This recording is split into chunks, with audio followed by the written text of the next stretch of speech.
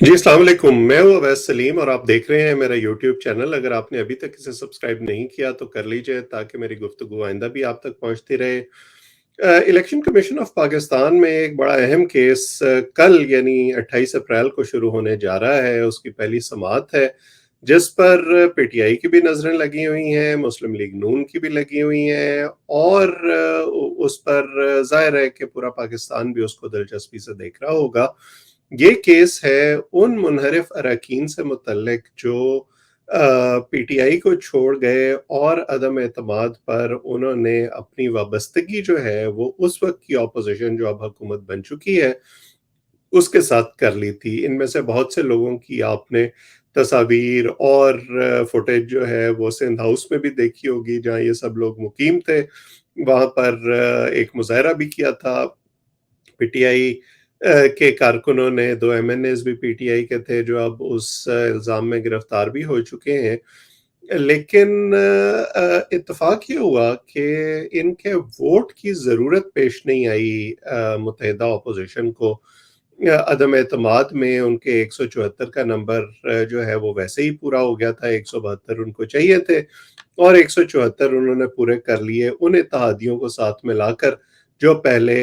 इमरान खान साहब की हुकूमत में शामिल थे और इन लोगों के वोट नहीं डलवाए गए। तकरीबन 20-22 लोग हैं जिनके खिलाफ रेफरेंस इमरान खान साहब ने स्पीकर असद कैसर को भेजे थे और वो मुस्ताफ़ी होने से पहले इनको मंजूर करके इलेक्शन कमीशन को भिजवा चुके हैं। अब मैं आपको बताता हूँ कि इस हवाले से कानूनी पोजीशन क्या है, आइन क्या कहता है, पीटीआई क्यों जोर डाल रही है इलेक्शन कमीशन पर कि इन्हें फौरन मंजूर किया जाए और उसके बाद जो दूसरा मामला है वो मैं अपनी राय भी आपके सामने इसमें रखूंगा कि होना क्या चाहिए। देखिए, पहली बात तो ये कि पीटीआई का मौक़िफ़ इस मामले में बड़ा वाज़ेह है। वो ये चाहते हैं कि इन मुनहरिफ अरकान को नाअहल कर दिया जाए, फ़ौरन इन्हें अपनी कौमी असम्बली की नशिस्त जो है उससे डी-सीट कर दिया जाए, बल्कि इन्हें वो तो यहाँ तक डिमांड कर रहे हैं कि इस तरह की फ्लोर क्रॉसिंग करने वाले को ताहियात नाअहल कर दिया जाए। हालाँकि कानून में ऐसी कोई जो है वो शिक मौजूद नहीं है। एक इससे पहले जो केस मुझे याद आ रहा है, बलूचिस्तान असेंबली में एक सेनेटर थे जिन्होंने वोट दिया था अपनी जमात के खिलाफ, बाप पार्टी से उनका ताल्लुक था और उनको डी-सीट कर दिया गया था, लेकिन 2 साल के बाद ही जब नए इलेक्शन आए तो वो दोबारा सेनेटर बन गए। अब पीटीआई की ख्वाहिश ये है कि ये 20-22 जो अरकान हैं, अगर ये डी-सीट हो जाते हैं तो वो जो एक कंफर्टेबल मेजॉरिटी बनती है मुस्लिम लीग नून की मौजूदा हुकूमत की, वो ख़त्म हो जाती है और वो भी सिर्फ 1-2 नशस्तों पर जो है वो उनकी हुकूमत इस वक्त कायम है और उसमें से भी अब इकबाल मोहम्मद अली जो एमक्यूएम के रुकन थे, उनका इंतकाल हो चुका है, तो इफ़ेक्टिवली एक सीट की बर्तरी से उन इस वक्त उनकी हुकूमत कायम है। 173 अरकान है उनके पास, अगर इन मुनहरिफ अरकान को बीच में शामिल ना किया जाए। फिर अगर इनकी नाअहली हो जाती है तो दूसरे जो अरकान हैं पीटीआई के अंदर इस वक्त, जिनमें से कुछ ने इस्तीफे दे दिए हैं, कुछ इस्तीफों को रेजिस्ट कर रहे हैं, उन तक भी एक बड़ा स्ट्रॉन्ग मैसेज चला जाएगा कि आपके पास कोई और चॉइस नहीं है इसके सिवा कि आप या पीटीआई का साथ दें या फिर अपनी जो कौमी असम्बली की नशिस्त है उससे हाथ धो बैठें। और फिर उसके बाद शायद पीटीआई के लिए आसान हो कि वो थोड़ी बहुत जोड़-तोड़ करके असेंबली के अंदर मामलात को अपने हक में करने की कोशिश करें, या फिर जो उनका प्लान इस वक्त तक नज़र आ रहा है इस्तीफे देने के बाद, वो ये है कि वो असेंबली के बाहर प्रेशर डालकर कि इतनी सारी जो सीट्स हैं वो खाली हैं और नए स्पीकर उसको रेजिस्ट कर रहे हैं। वो कह रहे हैं इस्तीफे अभी मंजूर नहीं हुए तो उनकी फिर नाअहली तक बात चली जाएगी और इतनी सारी नशिस्तों पर शायद ज़िमनी इंतखाब कराना मुमकिन ना हो तो जल्द इलेक्शन की तरफ जाना पड़ेगा। अब आईनी पोजीशन इसमें जो है वो बड़ी वाज़ेह है कि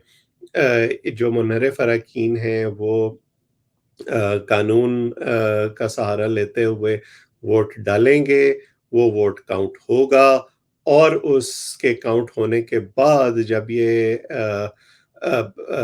کنفرم ہو جائے گا کہ انہوں نے اپنی جماعت کے حکم کی، اپنے چیئرمین کے حکم کی خلاف ورزی کی ہے، اس کے بعد ہی ان کے خلاف کارروائی ہو سکے گی، اور اس کے نتیجے میں جیسے میں نے پہلے آپ کو مثال دی، انہیں اپنی نشست سے ہاتھ دھونے پڑ سکتے ہیں، یہ فیصلہ کر سکتا ہے الیکشن کمیشن، لیکن اس کے لیے ظاہر ہے ایک لمبا پروسیجر چلے گا، وہ ایک ایک رکن کو بلا کر پوچھیں گے، اس سے جواب طلبی کریں گے، اس میں کافی وقت گزر جائے گا، اور عمران خان صاحب یہ نہیں چاہتے، وہ فوری نتیجہ چاہتے ہیں، اسی لیے وہ آپ نے دیکھا ہوگا کہ آج کل الیکشن کمیشن کے خلاف خاصا ان کا جو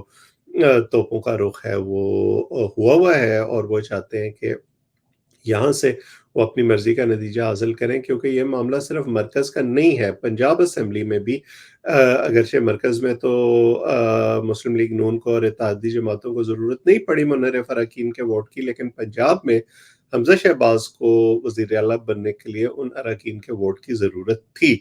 197 کا نمبر جو پنجاب میں ان کو ملا ہے، اس میں منحرف اراکین کے ووٹ شامل ہیں، اور اب وہاں جو جھگڑا اس وقت ہے، میرا خیال ہے کہ ان اراکین کے خلاف بھی وہ ریفرنس بھجوائیں گے، اور ایک کیس اس حوالے سے جو ہے وہ صدر مملکت عارف الوی نے بھی سپریم کورٹ میں دائر کر رکھا ہے، ایک ریفرنس ہے بیسکلی، جس میں انہوں نے سپریم کورٹ سے رائے مانگی ہے کہ یہ جو 63A کے تحت منحرف اراکین ہیں،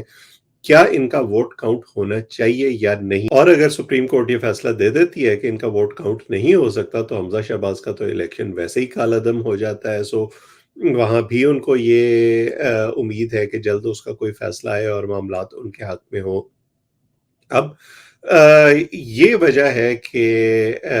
مسلم لیگ نون بھی اور پی ٹی آئی بھی بڑی دلچسپی سے دیکھ رہی ہوں گی جب یہ سماعت شروع ہوگی، لیکن میرا نہیں خیال ہے کہ بہت جلدی اس میں سے کوئی نتیجہ نکل سکے گا۔ اب یہ کہ میری ذاتی رائے کیا ہے اس بارے میں، دیکھیے ایک تو یہ ہے کہ آئین جو ہے وہ بڑا واضح ہے کہ انٹینٹ پر،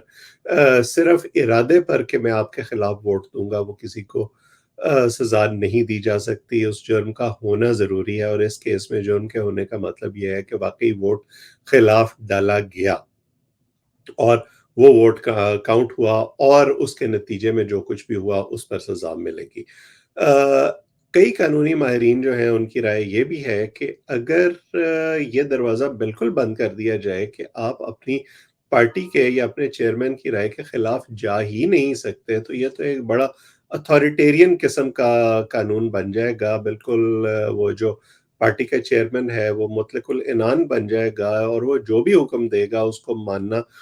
چاہے وہ صحیح ہو یا غلط ہو، اس کی پارٹی کے اراکین پر اور ممبران پارلیمنٹ پر لازم ہو جائے گا۔ تو پھر جو جمہوریت کا حسن ہے کہ آپ اپنی اختلاف رائے کا اظہار کر سکتے ہیں، آپ اپنی مرضی اور منشا کے تحت کھل کر ووٹ دے سکتے ہیں، وہ پھر کہاں جائے گا؟ اگرچہ عمران خان صاحب اور ان کی جماعت یہ الزامات لگا رہے ہیں کہ ان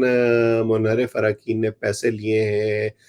وفاداریاں بیچنے کے لیے، مبینہ طور پر کبھی 16 کروڑ کی بات ہوتی ہے، کبھی 20 کروڑ کی بات ہوتی ہے، لیکن ابھی تک اس حوالے سے کوئی ثبوت پیش نہیں کیا گیا۔ میں ذاتی طور پر بالکل یہ سمجھتا ہوں کہ فلور کراسنگ ہمارے یہاں ہوتی رہی ہے، اس کی ایک تاریخ ہے، چھانگا مانگا سے لے کر اب تک۔ اس کی بیخ کنی ہونی چاہیے، اس کے خلاف قوانین بننے چاہیے، اور سب سے آسان طریقہ اس کا یہ ہے کہ سپریم کورٹ یہ تشریح کر دے کہ اگر آپ کو خلاف ووٹ دینا ہے تو آپ اپنی پارٹی رکنیت سے مستعفی ہو جائیں، اور اپنی پارلیمنٹ سے باہر نکل کر استعفیٰ دے کر اپنی نشست سے آپ جس بھی جماعت میں جانا چاہتے ہیں اس جماعت میں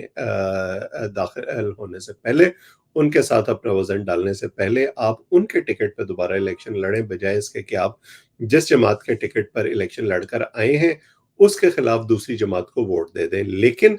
اس کے ساتھ ساتھ میں یہ بھی سمجھتا ہوں کہ ان جماعتوں کو بھی اپنے اندر جو ہے وہ اتنا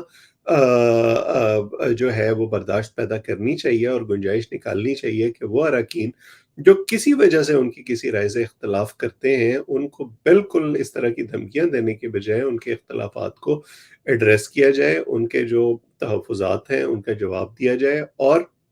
اسی طرح مل جل کر معاملہ جو ہے وہ آگے چلیں۔ لیکن ہمارے یہاں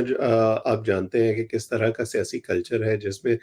جو بھی سیاسی جماعت کا لیڈر ہے، چاہے وہ پی ٹی آئی ہے یا مسلم لیگ نون ہے یا پیپلز پارٹی ہے یا کوئی بھی اور جماعت ہے، اس کا لیڈر جو ہے وہ بالکل ایک بادشاہ بن جاتا ہے، ایک شہنشاہ بن جاتا ہے، جس کی حکم عدولی کرنا ممکن نہیں ہوتا۔ یہ میرا خیال ہے کوئی جمہوری طرز عمل نہیں ہے۔ اب دیکھتے ہیں کہ اس حوالے سے الیکشن کمیشن کیا فیصلہ کرتا ہے، اور سپریم کورٹ سے 63A کے متعلق کیا ہدایت آتی ہے۔ بہرحال یہ تمام سماعت جو ہے اور اس میں دونوں طرف سے کیا دلائل دیے جاتے ہیں، بڑا دلچسپ ہوگا، اس پر بات چیت کرتے رہیں گے۔ آج اتنا ہی۔ آپ اس چینل کو سبسکرائب بھی کر لیں تاکہ میری گفتگو آئندہ بھی آپ تک پہنچتی رہے۔ اپنی رائے سے بھی مجھے کامنٹس میں آگاہ ضرور کیا کریں۔ آج وقت دینے کے لیے اور اس کو دیکھنے کے لیے آپ سب کا بہت بہت شکریہ۔